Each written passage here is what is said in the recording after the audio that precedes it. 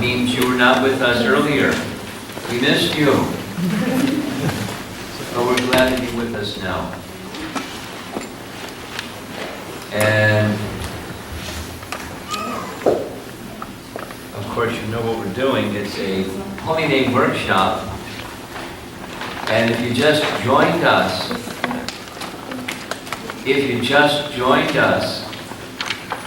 then I'd like you to know and remind those that were with us earlier. There's, homework is a terrible word. There's an exercise. I got an iWatch and it tells me how many steps I have to take to cross the finish line. So, there's an exercise that's found in this little handout sheet at the bottom of the second page. And you read it carefully, and you can do some exercise, starting during the Namayagya that happens this evening. Where's our kirtan singer for the Namayagya? Is he here yet? Yes? No, not yet. He will come though. He's reliable. I should have asked him. So, how to, you know those how-to questions? I know those how-to questions. How to go beyond mechanical chanting, Maharaj? I've been chanting for 3 days already.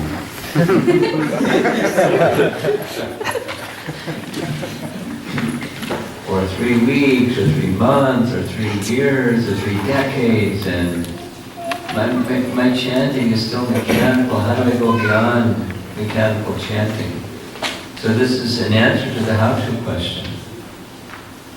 And it includes not somebody who's going to touch your head with a magic wand and you become like a better chanter. There's some effort required, and then keeping track of, or internally introspecting and evaluating how you're keeping track of that quality chanting. And it's 2 main areas in the exercise section. One is, this is review, the mood of service to Namaprabhu. And you'll hear some more just this evening on the same topic. Isn't that nice? It's meant to reinforce it was by design. Because it's really important to be in the mood of service to the Holy Name. And another exercise is, shh. What's the effect of meditating on the name and the person, Krishna, are the same? Because they are the same. We know it's true, but how much realization do we have about that? Not so much. Could it improve? Definitely could improve. So it's an exercise to improve, so you can connect with Krishna more. So now we're going to hear a very nice song. We heard in the morning session song number 2 from the same set of songs. Geetavali is a set of songs by Bhaktivinoda Thakur. And one of that section is 8 prayers, Ashtaka, about Nama. So we're going to sing together song number 6. What page? No, it's only, just look at the screen. Mataji, it's right here. Can you see it okay? You go okay. You don't need glasses. You can go there. Okay. Vachao vachakadrim svarupama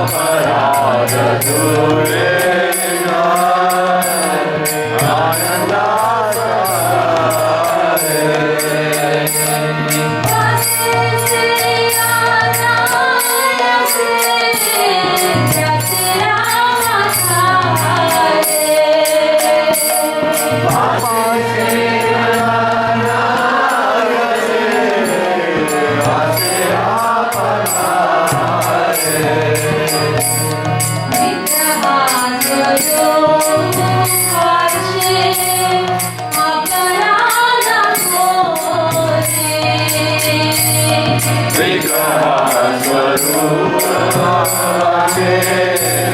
अपराध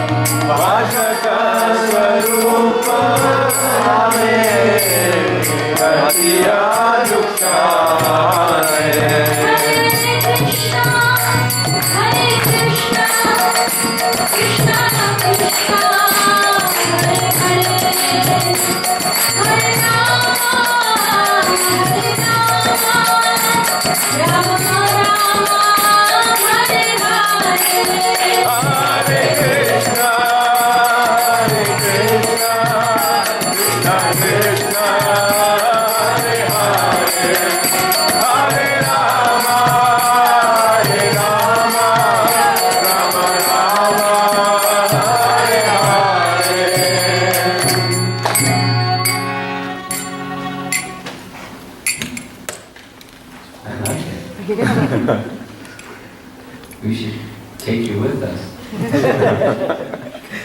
You might listen to it.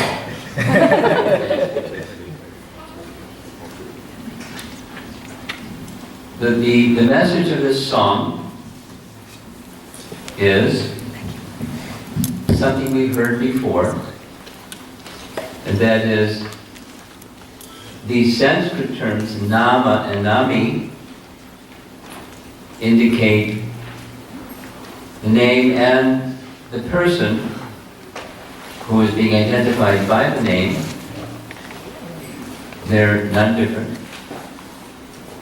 There's another term, vacha and vachaka.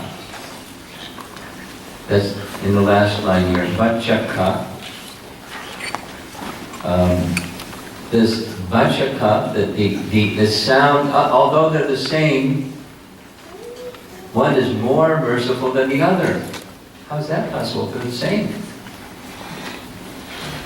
Just like, not in the text, but Chaitanya Mahaprabhu was Krishna himself, and Chaitanya Mahaprabhu was more merciful than Krishna himself.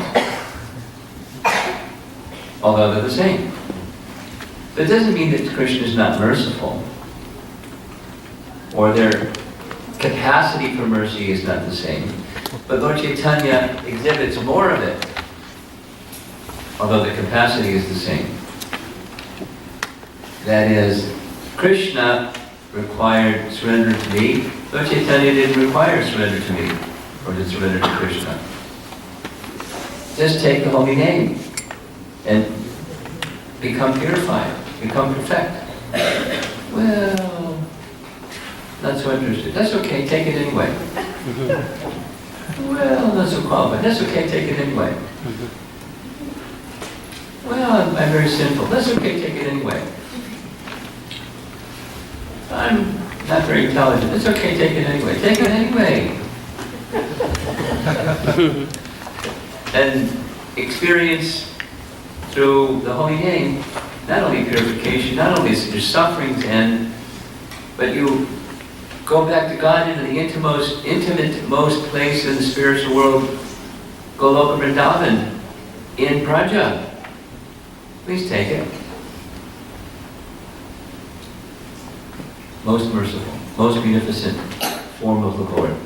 Freely giving. And the holy name is also like that. In the comparison, you won't hear it. There's a nice rendering and dramatic reading with some music in the background. Because if you offend the form, just like in nectar devotion, there are 64 items of offense. You look carefully, largely they're in relation to deity seva. And if you make some offense with deity seva, that's not good. But the correction is chanting the holy name. If there's offense over in that department, don't do it. Because, oh, it's okay, I'll just chant Hare Krishna, it's okay. But if you chant Hare Krishna, the aparad from seva aparad will be cleansed. Just don't do it again. Or certainly don't do it deliberately. Don't sin on the strength of chanting. Or don't make offense on the strength of chanting. So it's more merciful than the person named by the name.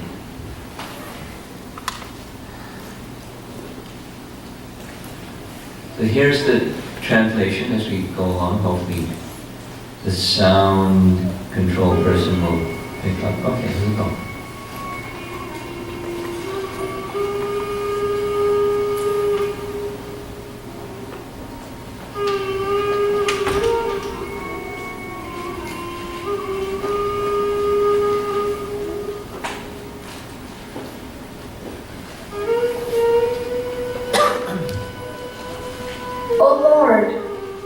Possess two transcendental forms, properly called Vachya, that which is nameable, and Vachaka, that which denotes.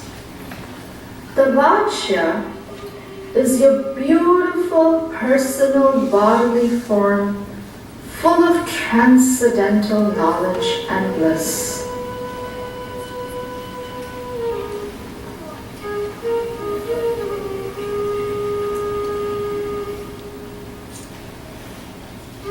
The Vachaka forms are your holy names, such as Sri Krishna and so forth. Thus, appearing in the form of transcendental sound vibration, you are the resting place for the bliss of all souls. No, the form of transcendental sound vibration. The form of transcendental sound vibration. Your unlimited manifestations are found in these two forms.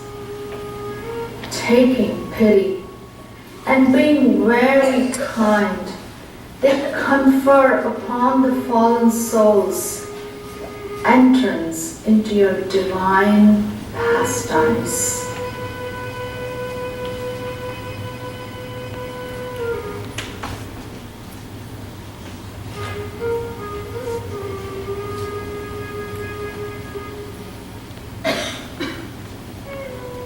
But of these two forms of yours, O Lord, I have understood your Vachaka form to be even more merciful than your Vachya form. Thus do I find your holy name most wonderful.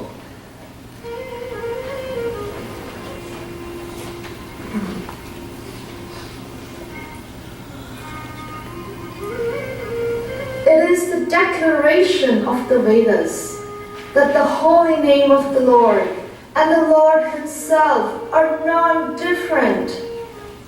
Yet, still, the holy name is more merciful than the Lord Himself.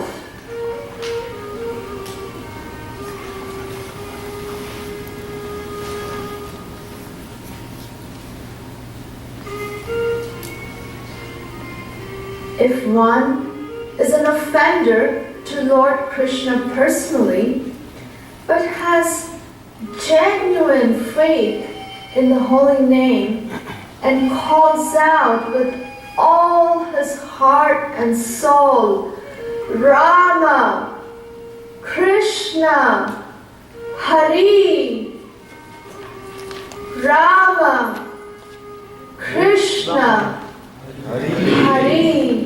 One more. Rama, Rama, Krishna, Krishna, Hari.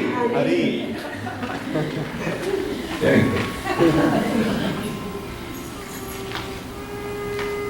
Then all his offenses are cast far away, and he floats without difficulty in the ocean of divine bliss and transcendental mellows.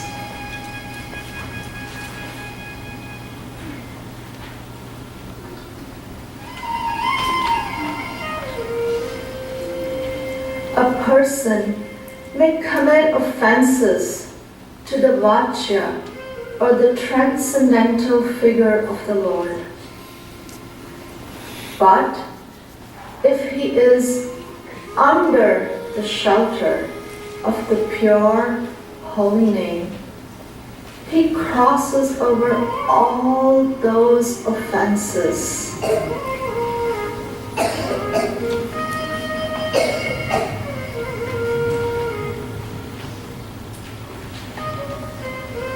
At the lotus feet of Srila Rupa Goswami, Bhaktivinoda begs for constant loving attachment for the Vachaka or divine holy name of the Supreme Lord.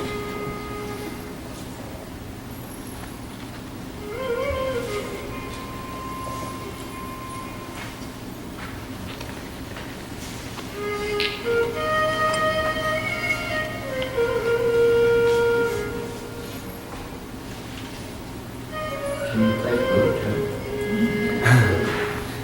Wow.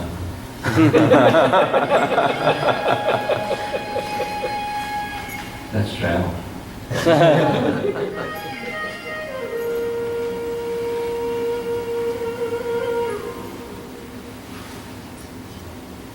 So these are the verses again. Just a refresh. There's two forms, Vacha and Vachaka. So similar to Nami and Nama, and the Nami is the Vacha. There's Krishna in Dwarka looking at his reflection in the marble, and he's, such beauty. He's stunned. And they're the same. They both appear in this world, and they both assist the souls in awakening their dormant loving attraction for Nama and Nami. Now, repeatedly, the language of the text is the name has form. So, you both bring one to the position of entering into the pastimes of the Supreme Lord. Entering into the pastimes of the Supreme Lord is preceded by seeing them, and seeing them is preceded by hearing them, and by hearing them, the name and the pastimes, the cleansing goes on. The form of the name is more merciful because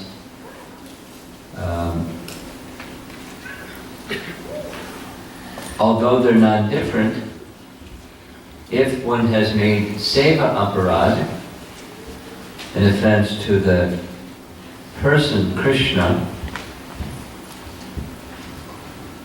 but has faith, genuine faith, and calls out with heart and soul, then offenses. So this is a key. Offenses. In Madhurya Kandamini, this is a previous acharya to Bhaktivinoda Thakur, there are contaminations of heart, and contaminations of heart arise from different sources. One of them is sins, contaminations of heart. But sins can be eradicated quickly by the holy name or by devotional service. And then there's contaminations of heart that occur from our past activity, even pious activity.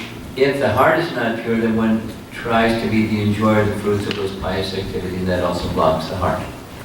The devotional service can cleanse that. So it goes on. The offenses are most stubborn, pernicious, difficult to get rid of. And Seva Aparad is addressed this way, but Nam Aparad. So it's important to chant without offense. Important to chant without offense. And to chant without offense, you have to strive, because we have conditioned tendencies, and conditioned tendencies are conducive for making offense. Basically, seeing that which is spiritual as not spiritual. The devotee, devotional service, the scripture, the spiritual master, and so forth. The name, that which is in this world as spiritual, you don't see as spiritual, because you have the lens of material vision, material contamination. So it requires faith, and it requires effort, moved forward by faith, and this way you can cross over the ocean of offenses. Now I wanted to emphasize something along here.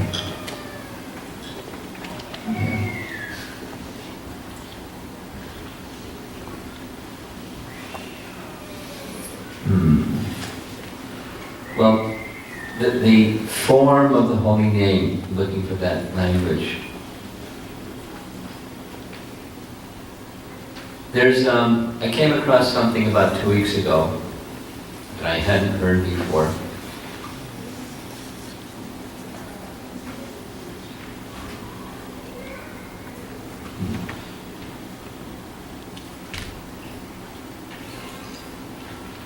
Well, the holy name has form. So there's a scientist, a European scientist, who, in the age of developing technology, he spent 30 years studying sound, and he developed this machine or a technology device that he called a tonoscope. And a tonoscope was kind of like a funnel that sound went in, and then he projected the sound that went in to a membrane, and on the membrane was powder.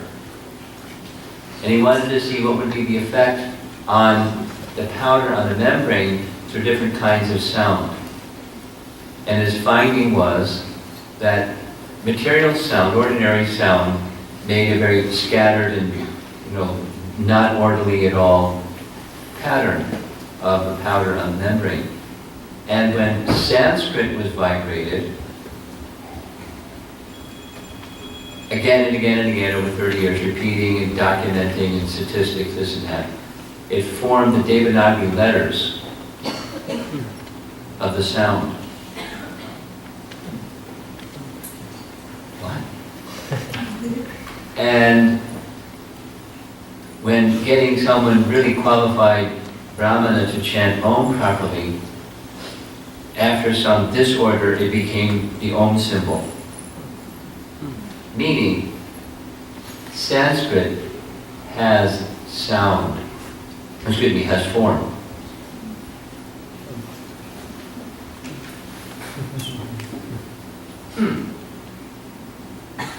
If science says it's got to be true, right?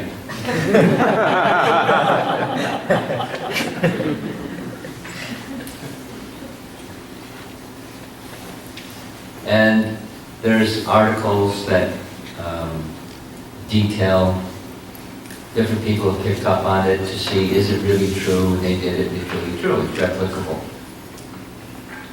Doesn't matter who the experimenter is or the faith of the experimenter, just take the system and it works. Material sound doesn't have form. Sanskrit sound and sacred sounds have form. It's true. It's not just for lofty people like Bhakti-Vinod. It's for little people like us.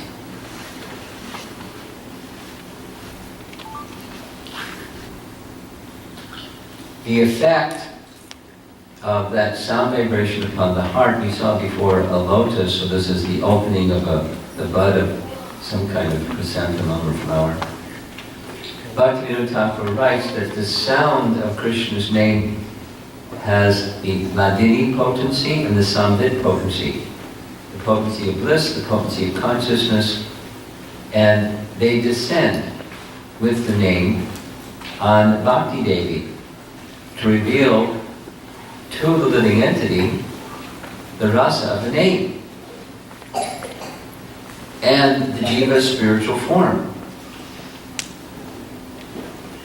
That's an interesting scientific, how do you perform that one? Well, you make an experiment.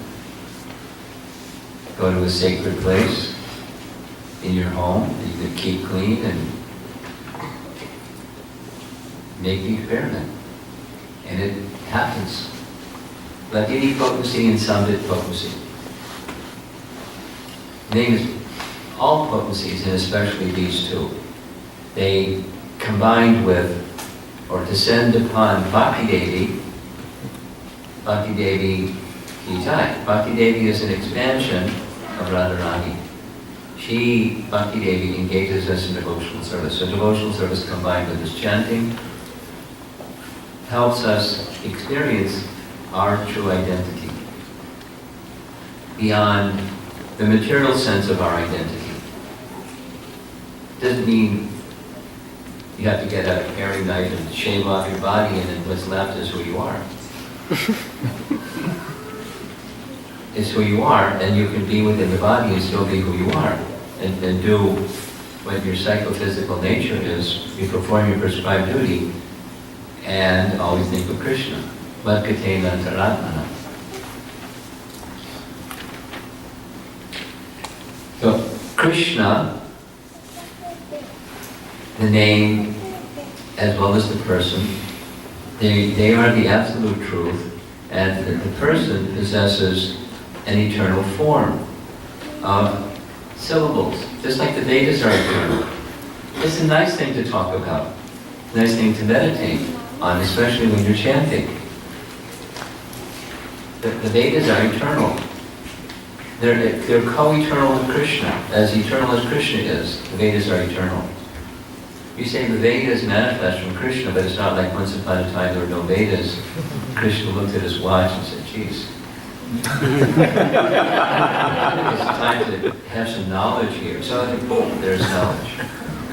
No. They're emanate from Krishna, but they're co-eternal with Krishna. And the name of Krishna is co-eternal with Krishna and identical with Krishna in the form of sacred syllables. So by chanting, we're connecting with Him through sound. Instantly. No time lag. And then here's this image again. This is the lotus of the heart. we're used to seeing the reflection on the surface, but we can then see the real self. That's what Bhaktivinoda is teaching us in this song. So now we're going to go to our theme message, morning, midday, evening, and then we're going to see it again tomorrow morning. Don't worry. Is Upanishadamrita, or Nectar of Instruction, text number 7. Let's chant together. Ya Krishna Nama Charitaya Vidya Vito Padapta Sanayana Rochitanu Kim Padaranuvinam Kadusaiva Justa Swati Raman Bhavati Nagaramulantri. You notice I made those. This is a different set of words than the previous classes.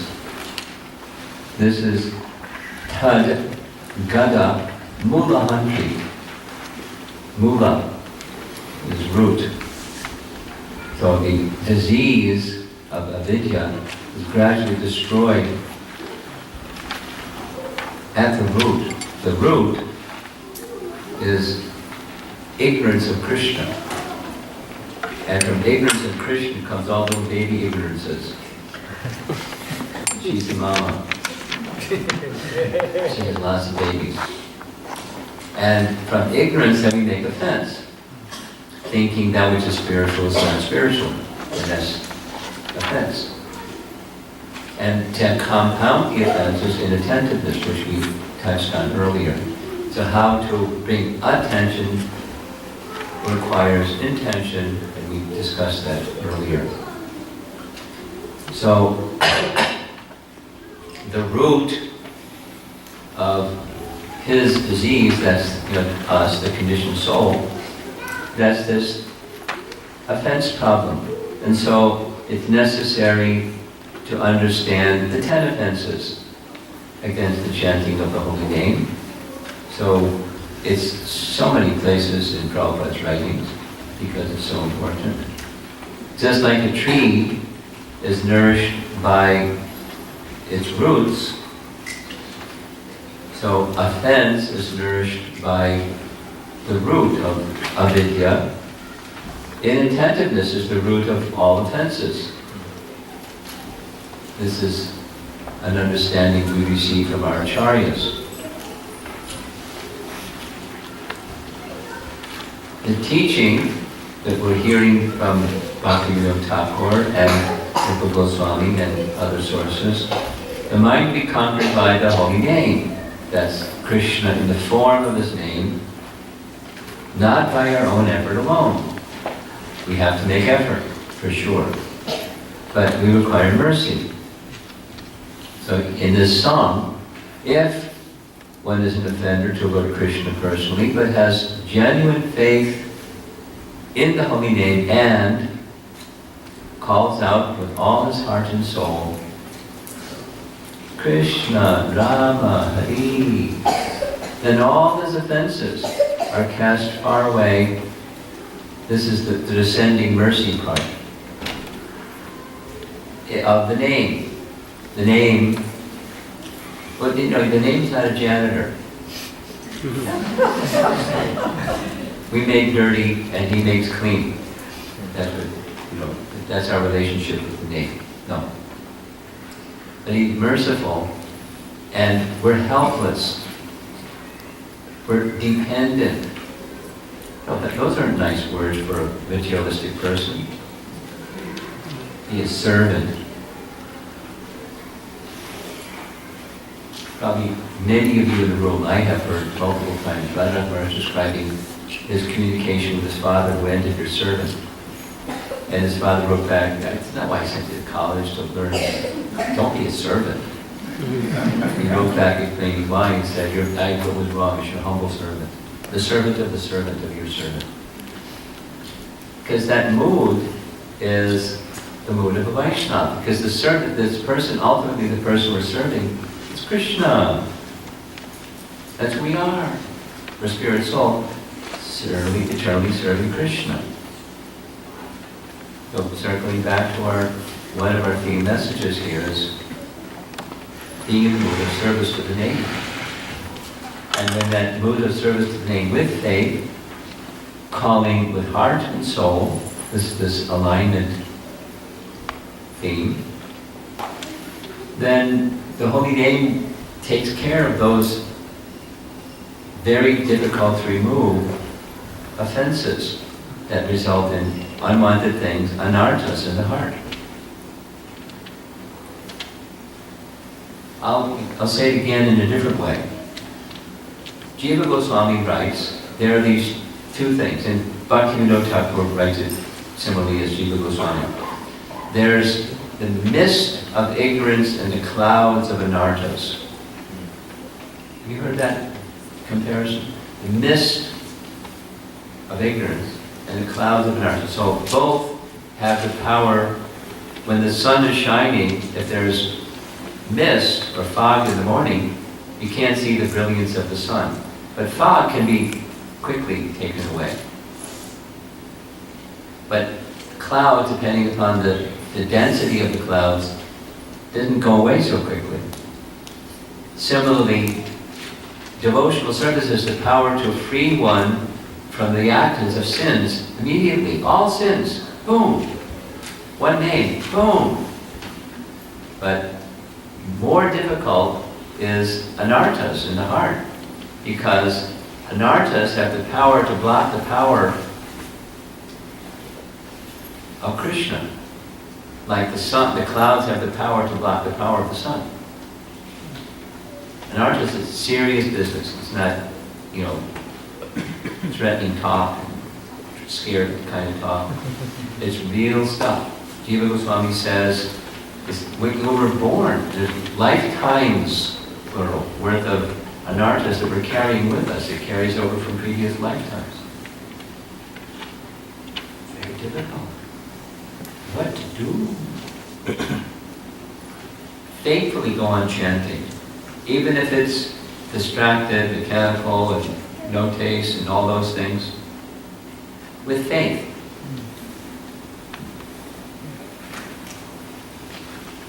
Abhyasa.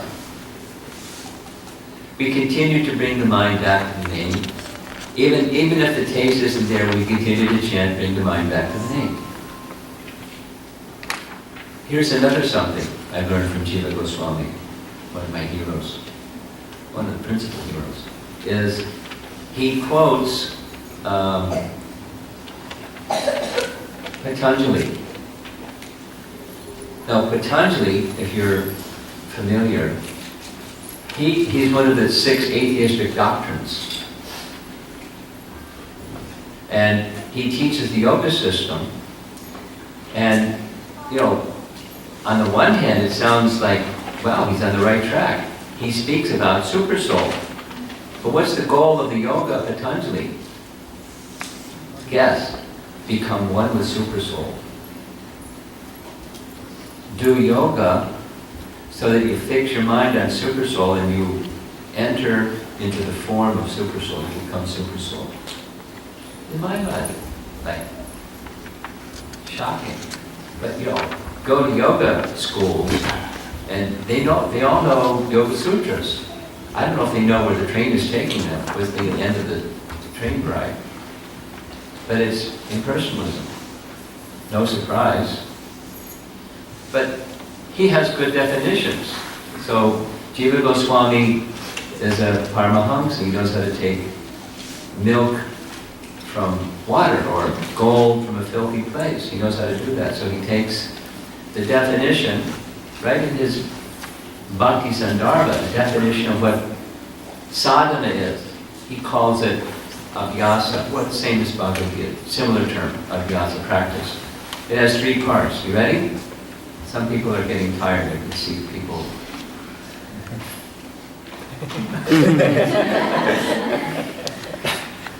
The lunch was good, maybe.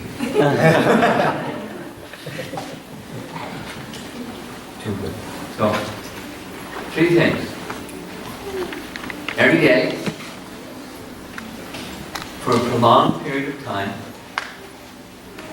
with faith. And to keep it simple, I say, it takes you to that good place. Whatever your idea of that good place is, the transcendental good place, even if you don't have a clear idea, it takes you there. I have faith this will take me to that realm of higher consciousness. It'll take me to Krishna. It'll take me to Krishna Prema. It'll take me to Goloka Vrindavan, or whatever. Vraja Prema. It'll take me there. I have that faith. So, followers of Patanjali have to have faith that they're going to become one with Paramatma, otherwise it's not a vyasa. For yoga to be a practice, it requires that faith. So devotees, Bhaktivinoda Thakur is helping us have this faith that we'll understand who we are, and we'll understand, as we heard Rupa Goswami say, who Krishna really is. You know what Brahma says in 10th canto, chapter 14? He says in his prayers to Krishna, many people say, oh, I know all about Krishna. Do book distribution sometimes, you'll meet people like that. Often they're in Indian bodies. Oh, I know all about Krishna. And Brahma says, they may say that, but as far as I'm concerned, I don't understand. That's Brahma. It's conduit through which the Vedas come into this world.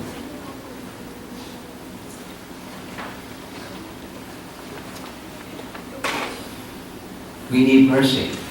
This is a statement from Haridas Thakur to Chaitanya Mahaprabhu in Harinam Chintamani. Simply by one's own effort, no one in this material world can overcome inattention. Try it. Anyone who's tried it knows you can't do it on your own. That's a good realization. Don't throw your hands up in the air and start crying. Do one more thing, depend on Krishna.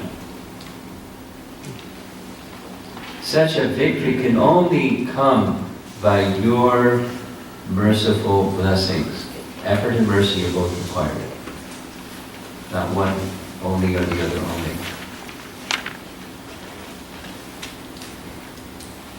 This is one of my favorite verses. Some of you, did any of you know the Sanskrit to this verse?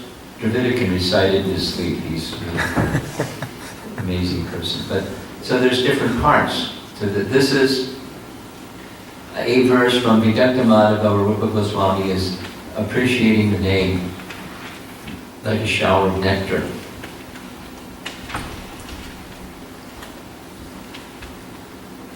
I do not know how much nectar the two syllables Krishna have produced.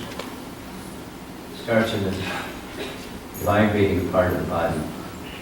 When the holy name of Krishna is chanted, it appears to dance within the mouth. We then desire many, many mouths. When that name enters the holes of the ears, we desire many millions of ears. A meditation that I like doing when chanting japa, at least for part of my daily japa, is meditation starting on the part of the making the sound carefully, and just stay there. And then attention goes to the hearing part of the body. Hearing that sound very carefully. Then, when the holy name dances in the courtyard of the heart and conquers the activities of the mind, you know that restless, distracted thing that happens when we chant.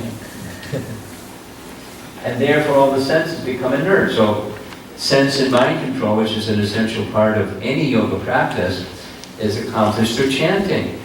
Mindful chanting. Tongue, ear, heart. This alignmentness is done attentively. And we will require mercy for that to happen. So what are some obstacles? Bhaktivinoda Thakur writes about these in striving for attentive chanting. It's the control of the mind, And the mood of submission, like this, please accept me, mood of submission, sharanagati, dedication of oneself completely to the service of the Supreme Lord. So that can take place very effectively through hearing. So this is our final slide. Here's some little sutras that may help you tomorrow morning. Stop thinking. Start hearing. In our ISKCON vernacular, don't space out. Hear. Emphasis on hearing. Just surrender to the sound vibration of the holy name. This one gets special attention. Please just hear, hear, hear. But tomorrow, this is intended to help prepare us for our 32 round day. Now, we say 32 round day because many times japa, retreats, or holy name workshops, it's a 32 round day. I had this experience in Lijiang, China, often, remote place, where we had a mantra meditation. So there were maybe 40 people, and half of them weren't regular chanters, and we had a 64 round day, and they chanted 64 rounds. It was really wonderful. And because these were written in Chinese, and the sharing afterwards was, these were especially helpful. I mean, this kind of feedback session. So we'll have some time, short time in our schedule tomorrow for what was your experience like. We'll be ready to share if you wish to when we have that little session. These can be very helpful. All of these, using Satchidananda Swami's terminology, this is like a wheelbarrow. And he uses that term in English, but his main language is German. I don't know where he learned that word. But those of you that do gardening, you know what a wheelbarrow is.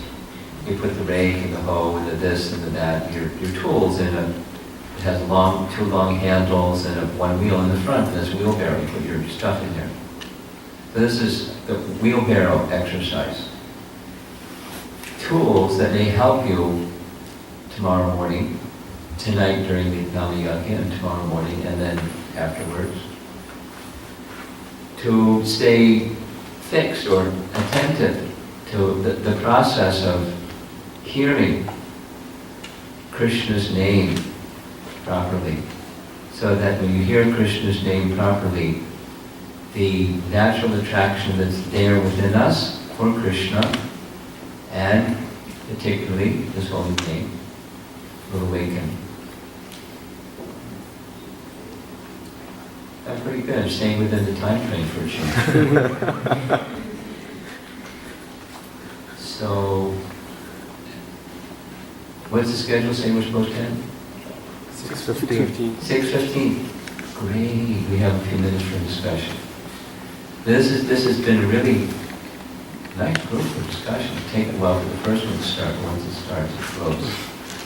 So who would like to discuss anything from our presentation? Okay. This was a very, very, very wonderful session. Here comes back to Mike.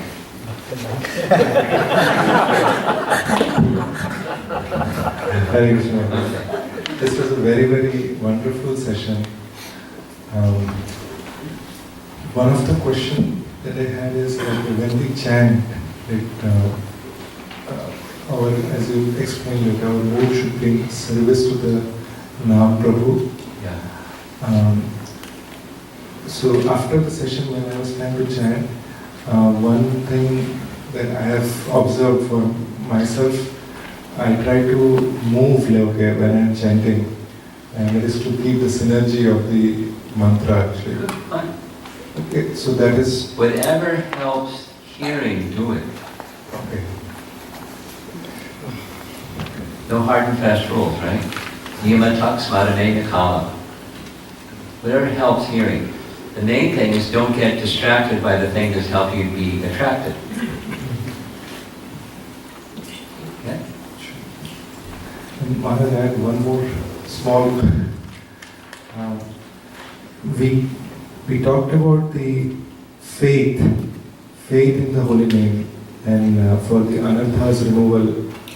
I mean, you mentioned that we should faithfully go ahead and chant. Yes. So when you mention faith in the holy name, what should be, in order to establish that faith, is there any prayerful move that we should be? Yes. Please accept me. How's that one? I like it. I mean, there's others, but I personally like them.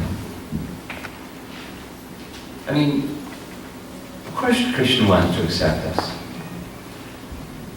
Bhaktisiddhanta says the transcendental autocrat is forever inviting the conditioned soul to join him in eternal pastimes. You know, his commentary on Brahma Samhita. He's always inviting. He's not saying, well, let me think about it. But the problem is not over there. The problem is over here. We're the one that broke that relationship. And walked.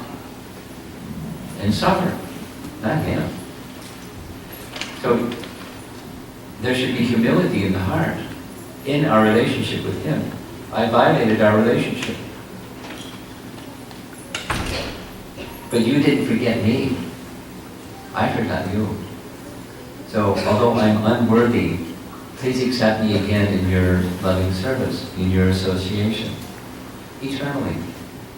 So just the short is, please accept me. Sutra. We have something here. Thank you. Yeah, I see your hand. There's 3 people before you. So, Mukesh. Hare Krishna Maharaj. So I tried the exercise, Maharaj. About 5-6 rounds of chanting. So the struggle I had was I couldn't relate a form of the holy name. Okay. So I was trying to relate to the deity form of Krishna. That was easy. Okay. But then experiencing the form was, I just couldn't relate. And this session actually helped to some extent. Okay. But I still am not sure on what does it mean by the form of sacred syllables. It is a mystery. Mysteries are nice. Doesn't mean, that the language I couldn't relate. It's just, it remains a mystery to me. It's maybe more accurate. Because we're conditioned. Form means physical. There's a table, there's form. There's a chair, there's form. There's a wall, there's form. The sound is form. It's not within our experience, because it is beyond our experience. But it's a truth, it's a tattva. And we meditate on tattva as we're prayerfully. And if Krishna so desires, he can disclose that truth to you. But you approach the name as a person, and person means form. It's the Namastaka of Rupa Goswami, number 1, is, I recited it. The tips of the toes of Nama Prabhu's lotus feet are worshipped by the effulgence of the crown jewel, crushed jewels of the Vedas, namely the Upanishads. He has feet. He's a person who has feet. He has toes. He has tips, and they're worshipable. But I don't see form, because I only see matter. It's not a material form. It's a spiritual form. In the same way that the Bhagavatam. So how do we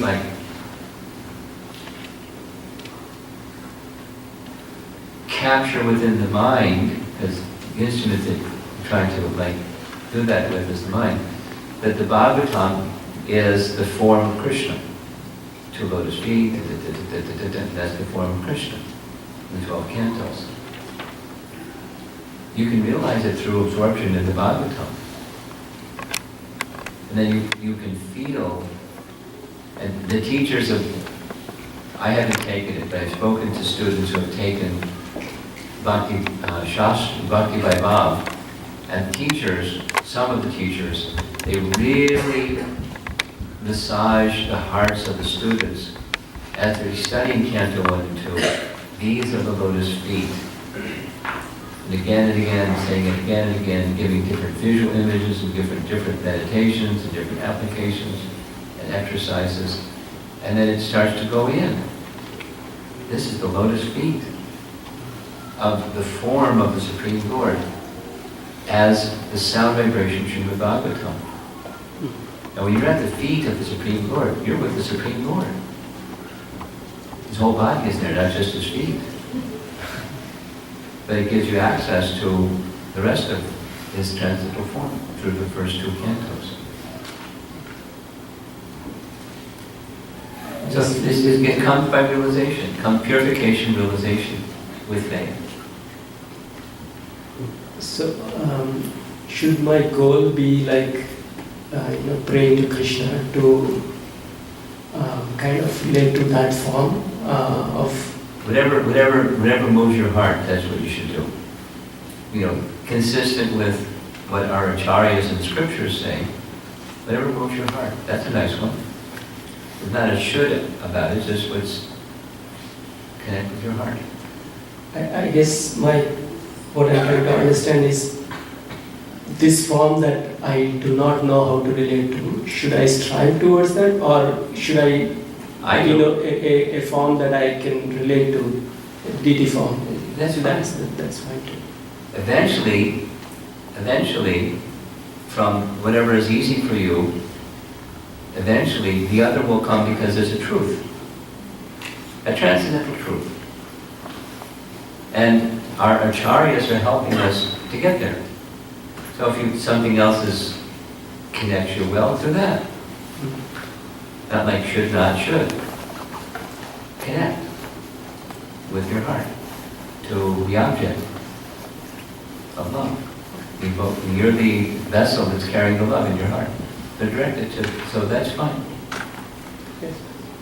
Knowing at some point in time the form of Krishna in his name is a truth I'll come to also become attracted to and have a taste for and so forth.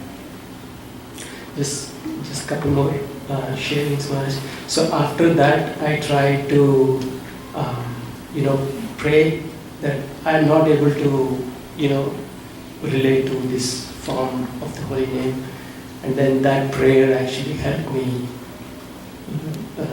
Then the chanting was better. Until then, the mind was just stressed out between, trying to relate to this form and. Okay. Just expanding on what was spoken earlier. Way in the back, and someone can pass it.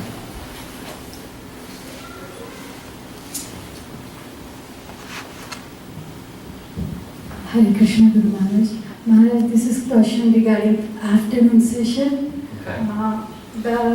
The picture you showed about the seedling, the bhakti creeper growing along with the small seedling growing the bhakti creeper. But you said that when we nurture it, along with that, a lot of weeds come. Yes. So sometimes we may identify the weeds and sometimes we may not. So how do we know if there is a weed If or you're going to be a gardener, you have to know. Because otherwise you might pull the thing that you want to grow and instead you leave the weed. That's right. So, a little bit of knowing the difference, whatever that ology is, I forget what it's called. You have to know the difference. So even when it's in a little stage, you have to know that guy's a weed. And because weeds, the roots of weeds grow very quickly, and they drink all the water. And the one that you want to grow doesn't get the water, because the weeds are, greedy for, and better at getting the water. So you have to. Otherwise, it's just wheat garden. And that can happen from chanting. So, your question was, how do I know? You have to learn. Now, how do I learn from scripture, from sadhu sangha? And the principle that Krishna is to be pleased, that's, other than that, that may be a weed, like it is.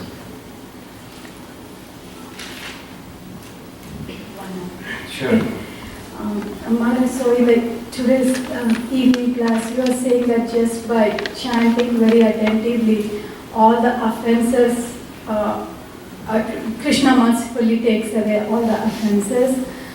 So the weeds and the offenses are the same, or is it like different, or is it like different? There's two metaphors. Weeds is a metaphor, and clouds is a metaphor. And the entity that we're concerned about here in this verse is the reactions to offenses, which is anarthas. And there's different categories from where they arise. The most grievous or serious of them is the offense against the name. And then amongst the offenses against the name, there's some that are most grievous. So, weeds, that's your question, is much, my sense at least, is a broad category of things that are unwanted. There's the wanted, the flower or the vegetable, that which you wish to grow, that's the wanted. In this case, it's the bhakti creeper. And the weeds are other things. So unwanted. So that's, the Sanskrit for that is anartha. But it's a broad category of unwanted things.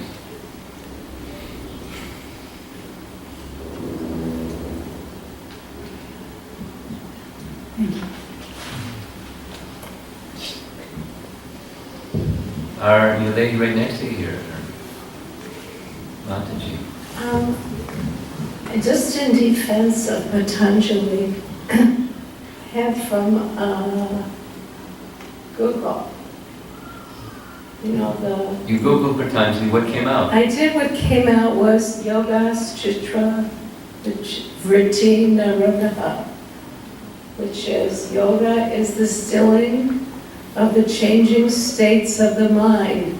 When that is accomplished, the seer abides in its own true nature. I mean, I don't think that it's bad to say that being in your own true nature is being unified with Krishna. I don't think that it means that you are Krishna, that you can become... It depends on if you're Patanjali or Vaishnavi Dasi. If you're Patanjali, that's what it means. If you're Vaishnavi Dasi, it means something else. But you can be completely absorbed in Krishna. That doesn't mean you are him. But Well, you can if be you're completely... Patanjali, that's the goal. I don't want to argue. Okay. I'm not a scholar of Patanjali Sutras. Thank you for your... But there are those that are. And that's where the train goes. You get on that train, that's where it goes. Okay.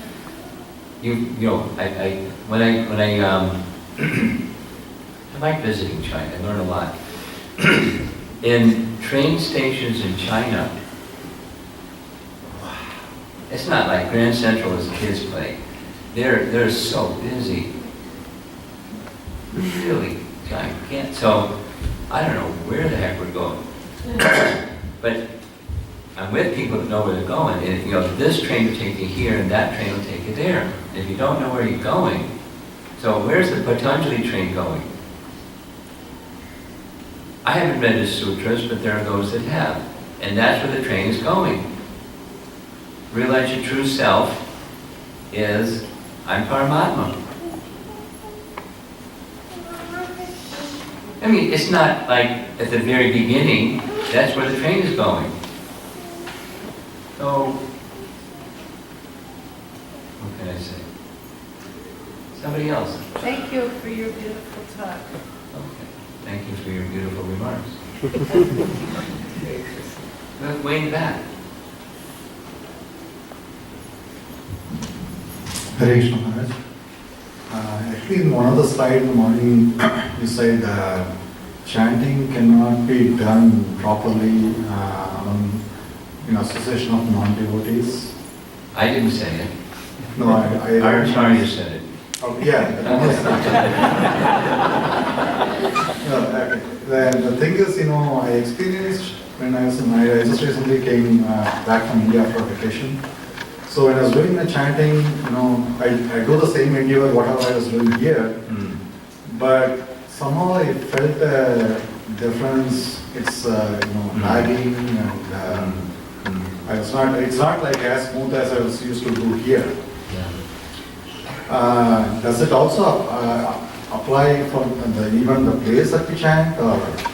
But specifically, my understanding is that message of our acharyas is specifically cautioning us about the chanting of Mayavadis. Not specifically, materialistic people as much as Mayavadis, because materialistic people is another category of non-devotee. So, like, for example, in the yoga circuit, chanting is really popular. What are they chanting? They don't know. Ask them. They don't know. They just like they have a nice feeling. It's a feel. They feel something, and they like it. But their understanding is not complete. So we can go to yoga studios or the yoga circuit, sing and chant. But our service, our being there is a service to. I'm not directly answering your question. I'm speaking on the topic in a broader sense. But we're trying to give the genuine thing in an atmosphere that's maybe not so clear.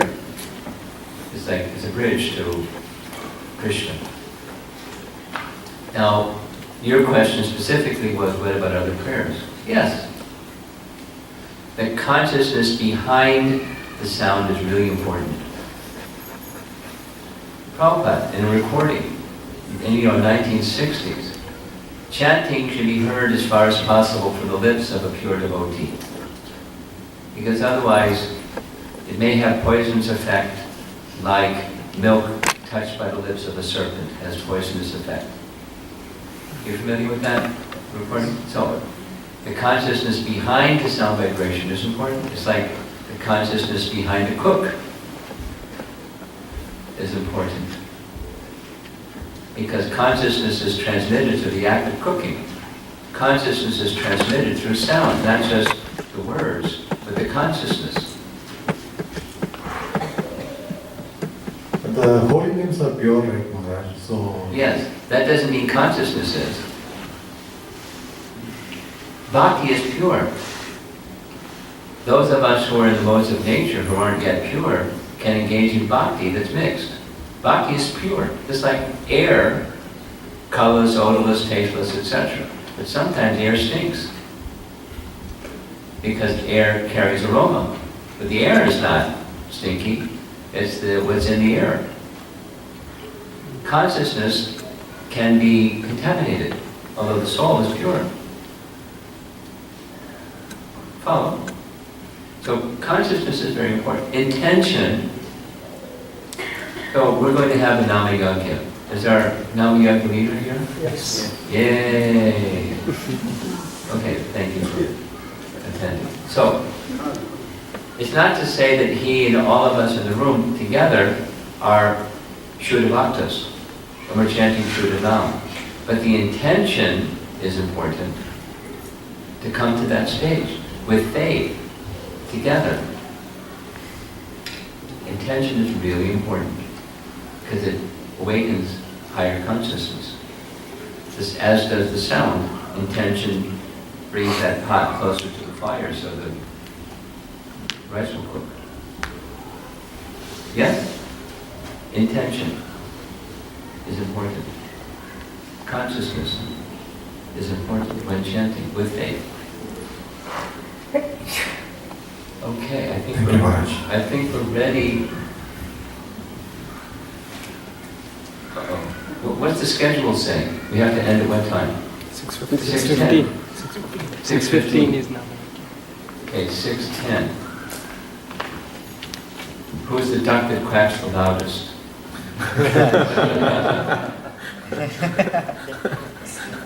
Who hasn't asked a question yet that would like to? Oh, back there. Okay, fine. Hare Krishna, Guru Maharaj. Thank you so much. Wonderful lecture, Guru Maharaj. One question is a follow-up to the question that we were talking about. Chanting, hearing from the lips of a pure devotee. So I was just wondering that generally in the morning, how we chant is like we have a morning japa conference. Good. And all of them together on the phone. Great. We kind of link together and we chant. But the question is again, you said from the lips of a pure devotee. Well, as far as possible. Yeah, but if I compare that with just putting Prabhupada's the sound vibration there, and he's chanting and I'm chanting together, but vis-a-vis the chanting with the conference, there we know Prabhupada's, he's Yes. elevated soul. Now, if I have to compare and I have to do one of the two, which Do one them should? both. How about that? Why have a false dilemma? Yeah, Do them both. thank you.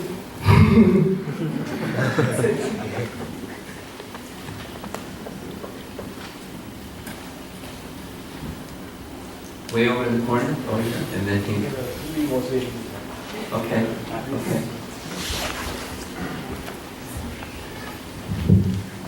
Hare Krishna Maharaj. Well, enthusiasm is a key to receive Krishna in person through his name.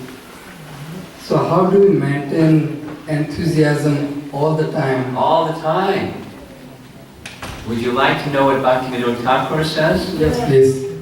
He says, without a spiritual conception, it's not possible. I discussed it earlier. I'm repeating myself earlier. Utsahan, that's the first of the Shanbir, Bhaktir, Prasiddhati. It's essential. You have to have a spiritual conception. Otherwise you can't sustain it. It goes up and down.